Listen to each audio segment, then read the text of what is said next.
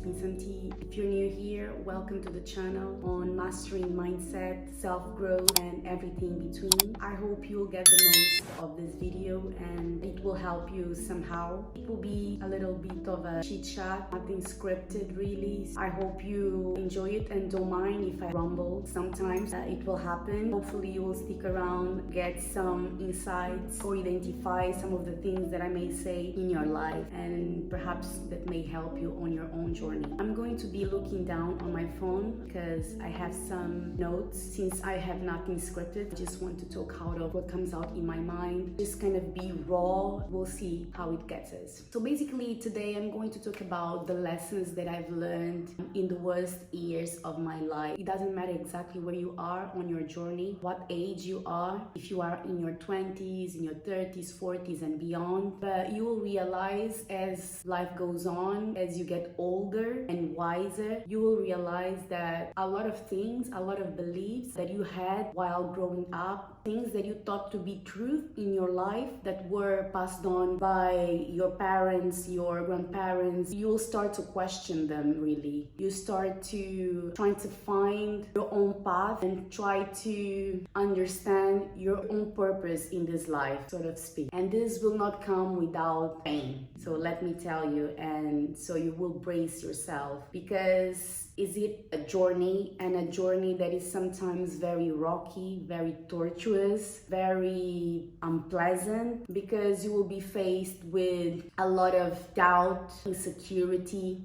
pain. But it's something that it will build you, because it's what they say, if what doesn't unalive you can only make you stronger and wiser. So I hope that my experience and the lessons that I've learned throughout the years will be helpful to you. So basically I will start to talk about the first lesson that I've learned in the worst years of my life. Basically becoming aware of the people around me, the true intentions of people, the true nature of people. I have always been a person who has always believed in the best thing about people. I have always been an optimist. I have always told that history has told us that things tend to get better than the opposite. So I have always had that mindset that it's better to focus on the positive than the negative, and in this way we can overcome obstacles in life. But I have to say that with this first lesson, being more aware about people's intentions and motives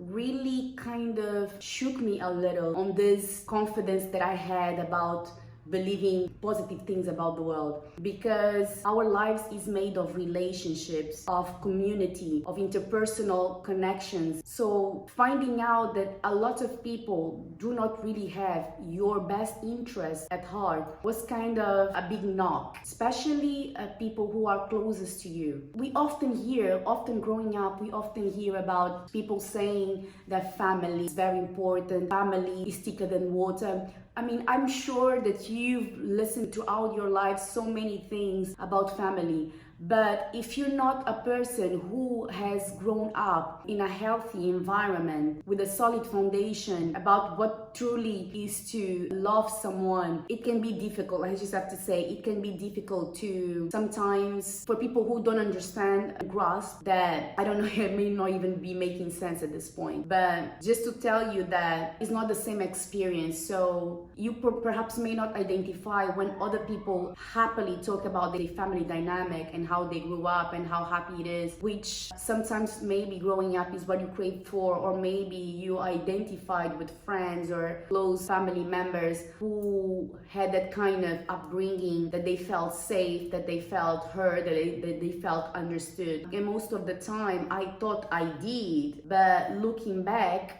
when I really look back at my childhood, I really considered myself of having had a good childhood. What pertains to what is the basic things, grow up in a family environment with my cousins, with my aunties and uncles, my grandparents, going to school, the whole community. I really enjoyed that. But at the same time, when you are younger, there's so many things that you do not really question. You just live life, because I mean, this is what is presented to you, this is your life, so there's no much you can really talk about it. But just stop rumbling about this lesson. Yes, right, just recapitulating, the first lesson is being aware of people's intentions and motives in your life, and probably I will touch on a little bit about this later.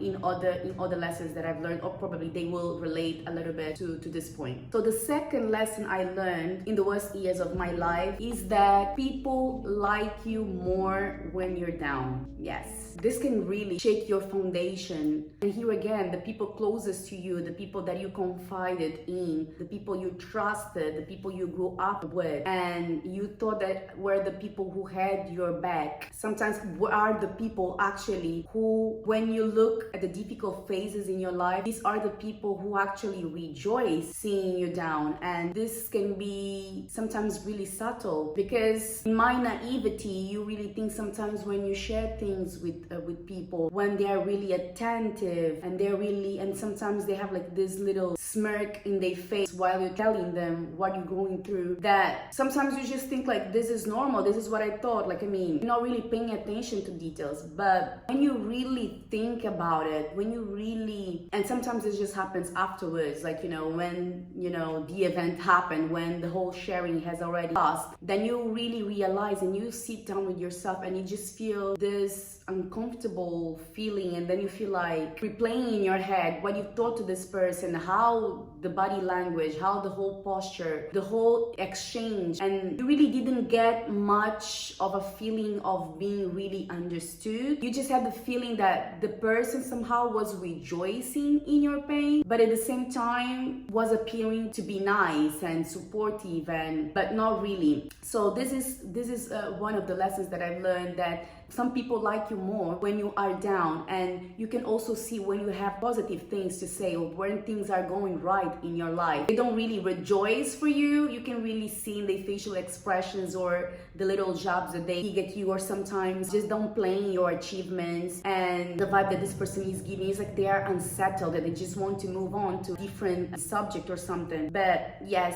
this is the second lesson. Moving on to the third lesson that I've learned in the worst years of my life is fake niceness disguised as flattery. This one is huge.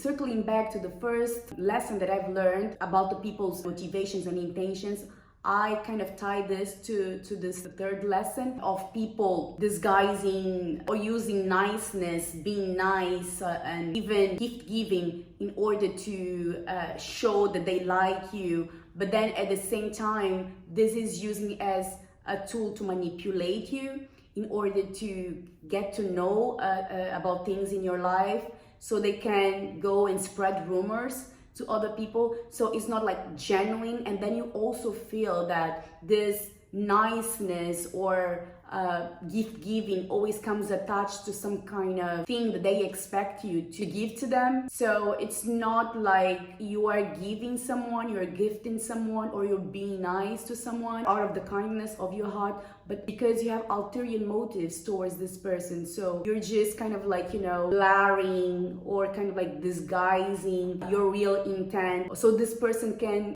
let their guard down, and then you can kind of go after what you want, which usually it's something negative. It's something really, sometimes something to undermine you, that you will just only realize way farther down the line, sometimes days, weeks, months, even years. I hope you're still with me. Moving on to the fourth lesson I learned in the worst years of my life is that you must be your own cheerleader. You must be your own cheerleader, because you come in this world on your own, and you're going to leave this world on your own. It doesn't matter how many people you know, how friendly they are, and this applies to family members, to friends, acquaintances, co-workers, everybody. It doesn't matter how much of a connection you might have with someone. You may be a lucky person who has a supportive family, supportive friends, people who love you, people who really are on your corner and they will do anything for you. But there are other people that they don't have that. And what are you going to do then? You need to be your own advocate. You need to be your own best friend. Because at the end of the day, nobody will love you more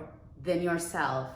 And especially when you don't have anybody on your corner to help you, to motivate you, to do whatever for you, to encourage you. You are left alone by yourself. So You have to do that for yourself in order to be able to become the best version of yourself. And I'm not saying that in a selfish way, like saying me, me, me. No, it's not that at all, because we need community. We need people around that support us, that encourage us, and all of that. But most people are worried about themselves. Let's be real. They're worried about their lives. They have their own things going on, and they cannot always be cheering up for you or encouraging you. So you need to do this for yourself, because at the end of the day, you're going to live with yourself. You're going to be with yourself at the rest of your life. And there's a plus. There's nobody that can disappoint you more than you can disappoint yourself. So this is one of the biggest lessons that I've learned, to be my own advocate, my own cheerleader, and not to rely too much on, or at all, to be honest, because people may say something that they don't really mean. They might mean sometimes they don't mean it. So if you take everything that people say or do at face value, it's like you abandon yourself and prioritize other people's thoughts, beliefs about you than yourself. So digressing, just be yourself and advocate for yourself. So the fifth lesson that I learned in the worst years of my life,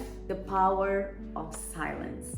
This is gold, and I've learned this way too late in my life. I would say I would rather having learned the power of silence early on in my life, perhaps in my early 20s or something, because this would have made a huge difference in my life as it turned out now. But some people sometimes say that, they don't regret and the things that, they've done, or the things that they've learned made them who they are. I don't know, I completely disagree, because I really regret a lot of things. I didn't know better anyway. But if I had a chance to go back, if there's such a thing, I will do a lot of things differently, starting from the power of silence. Like I said before, I have always been a very trustworthy person, always believing in the good of people, in good of humanity, and the fact that a lot of things can be avoided by just you keeping your mouth shut, by you not being so open, naive. Because I really do believe that sometimes when you share too much, when you overshare, sometimes it's a lot to do with naivety. There's the element of naivety in oversharing, and in my case was that I have always been very trustworthy, and sometimes things will just come out of my mouth that I was like, oh my god, and I never really thought like, oh, maybe I should just keep to myself and see how it goes and then share. I have always been so excited, and I have always thought like, no, but this is my friend. No, this is my family member. Like I said, like when you're younger, you don't know better. And as you grow older and go through some things and you go through stuff, you understand that sometimes the best way to protect yourself, the best way to protect your life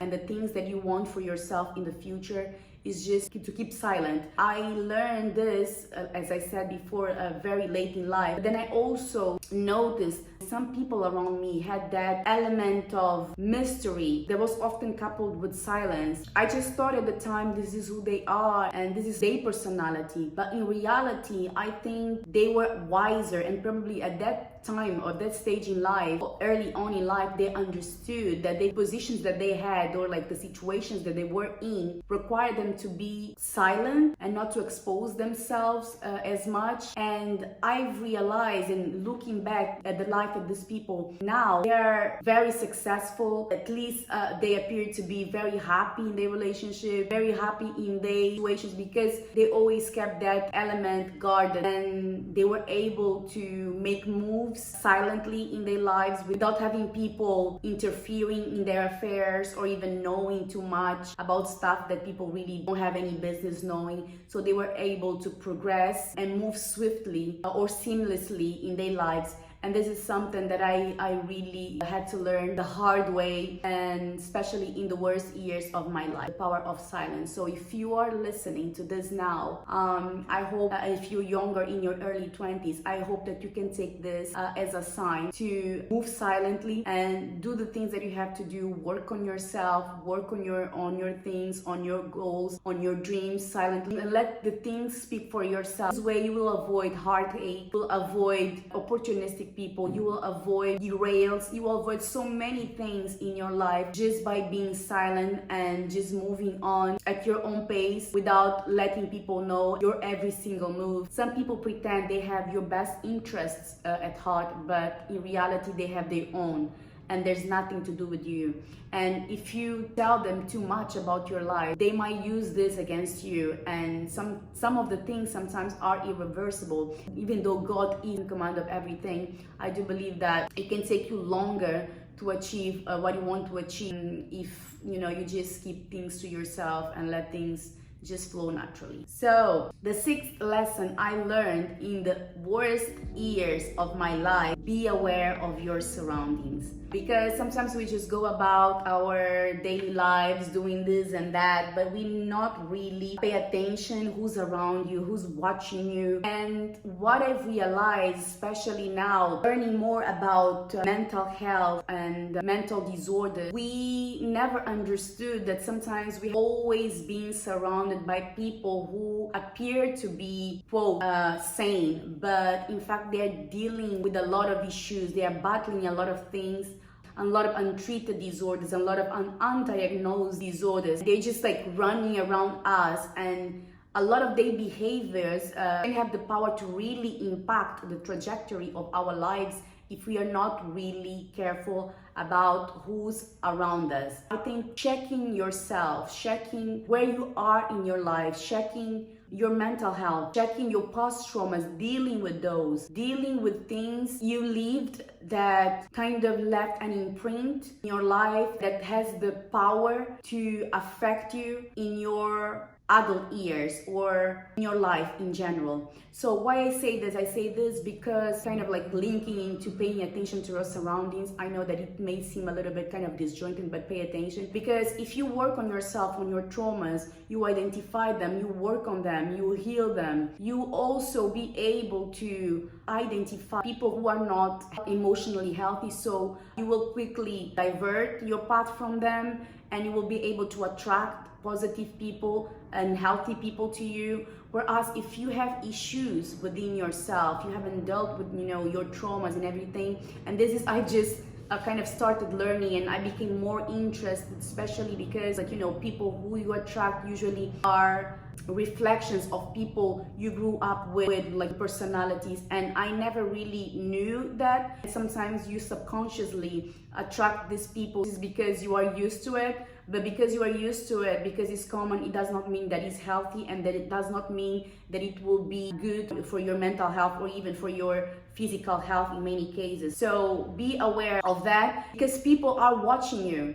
People who are unhealthy, people who are emotionally immature, people who don't have their lives together, sometimes they just look for people who are vulnerable, people that they think that they can take advantage of, and people that are fragile and perhaps going through something in their lives. So just be aware, because people are always watching you. And this is something that I became more aware of, the kind of people are around you, like their behaviors, and take your time to know people. These people sometimes will be watching you and studying you in order to try to get something out of you. So pay attention. The seventh lesson I learned in the worst years of my life: have boundaries. That is something that is so amazing when you have boundaries. When you have boundaries, it means that you love yourself. You care for your well-being. You care for the things that matter to you. This is a way to protect you from unwanted things in your life. Having boundaries is something that I did not even grasp the concept until recently, because I just thought like I have always been a people pleaser. It was subconscious, because I grew up thinking that you should just be nice, not be confrontational, just always say yes, always trying to be helpful to people. And then I realized that I don't want to be nice. I am kind. I will help you when I can, but at the same time, I'm not going to overextend myself just because I want to appear to be nice. Or it's an act of self-love to set set boundaries and to say to people, this is as far as I am going to go, and this is as far as I'm going to allow you to go. So this is a way it makes you feel in control of your life. It makes you respect yourself, because if you don't have boundaries, it's like you're a house without a fence, and houses without a fence can easily be robbed and broken into, and this is not what you want for yourself.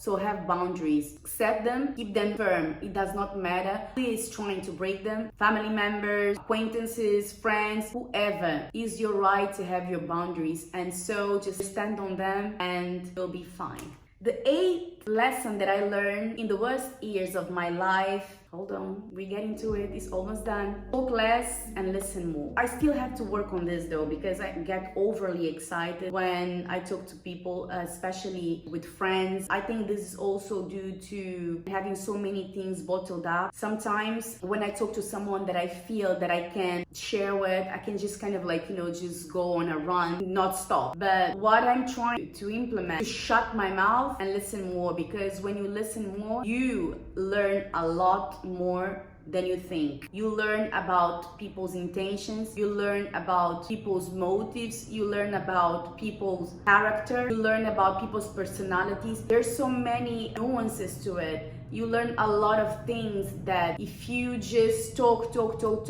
you miss. And a lot of people who want to take advantage of you actually like that. They rejoice on you talking a lot, because they can extract a lot of information from you in this way and then use it against you afterwards. Whereas if you listen more, the opposite happens. You will learn more about people's intentions. You will start seeing patterns in the way they behave, in the things they say, the things that they say match the things that they do. So yeah, listen more and talk less. Moving on to the 9th lesson I learned in the worst years of my life is stop oversharing. This actually ties to the listening more and talking less, because when you talk a lot, what happens? The tendency is to overshare. Whereas when you listen, you absorb more information than you actually share information. So basically that one is hard. This one is hard for me, because when I look back in my life, I realized that I overshared a lot. I overshared about my plans that I didn't even start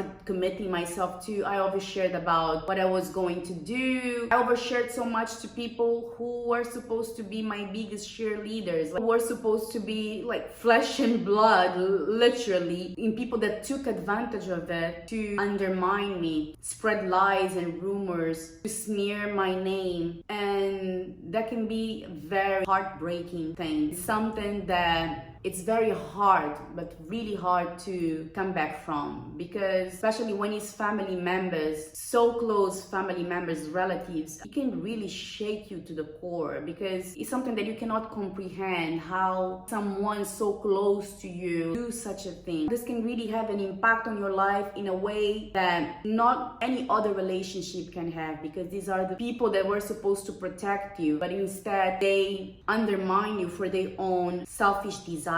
Because for them it's more important how the world look at them than to really be who they should be, like people that support you and love you and really care for you. So this can be in anything, oversharing with friends, anybody really. This is one of the hardest lessons I've learned in the worst years of my life, to not overshare, to keep things to a minimum. People don't need to know about everything in your life. People don't need to know about your plans. People don't need to know where you're going to spend your holidays next. People don't need to know what you intend to do in your 5-year plan. They don't really need to know, because most of the time people just trying to fish for information, and most of the time even tell you the truth about their own lives or their own plans in their lives until it's late, and they just show you, oh, this is what I've been working on, this is what I've been doing, and then you have scratching your head like thinking, oh, I thought you were my friend, I thought we were like on an equal playing field, like sharing sharing, but no, sometimes people are just lurking around just to kind of like run up on you and keep moving. So do not overshare. The 10th lesson I've learned in the worst years of my life: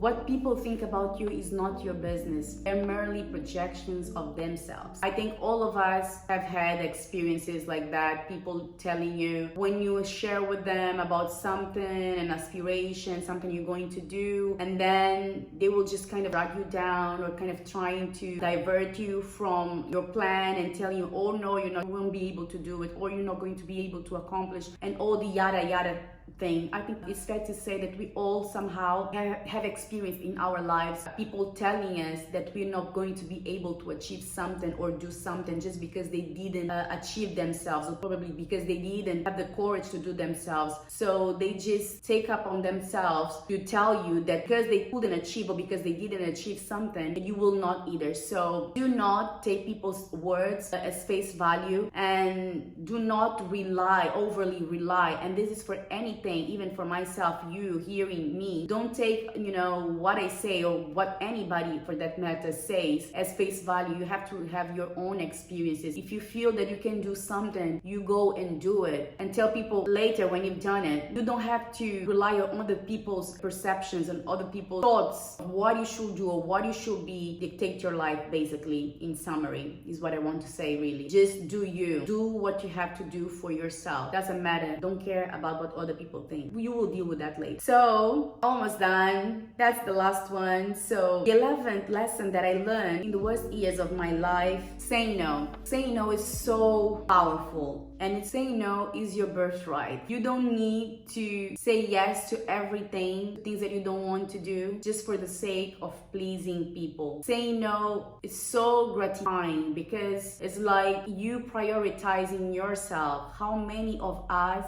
did things that we didn't want to do just because we didn't want someone's disapproval of us? So we just went along to get along. I don't want to go along just to get along. I'm done with that. I want to do what I want to do, not what somebody else want me to do, because at the end of the day, I'm responsible for myself, so it's my responsibility to evaluate what brings me joy, what is good for me, what is healthy for me, what is doable for me. And if it does not align with who I am, with my values, the direction of my life, and somebody else wants to impose that on me, no. These are our lessons that I really had to learn the hard way throughout these worst years in my life, because this is something that I didn't even think about them. I didn't even contemplate them. I realized without these lessons, I really was just a people pleaser. I was just living for others. It's like I wasn't even living for myself. I did not know who I was. I'm still in the process, but now I feel that I'm more in control of who I am or who I am becoming and meant to be than before, because before it's just like I was just on autopilot or just really dancing on everybody's beats, not really knowing I am responsible for myself. I can say no, and I can do the things that I want to do for myself and not care that people disapprove of it or not. So I hope that you can identify some of the lessons, and then you can use them as a guide for yourself in order to gain your power and live in your truth, and not let anybody's expectations dictate your life. Live your life with integrity based on what you value, not what others think about what you should value. I hope you took something from these lessons. I hope you enjoyed it. Thank you very much. If you stuck until the end of this video, I hope you like, subscribe, comment, and share in the comments below what are the biggest lessons you've learned in the worst years of your life. Hopefully you can help others to identify, and we can go stronger, build a community of like-minded strivers, and hope to see you in the next video.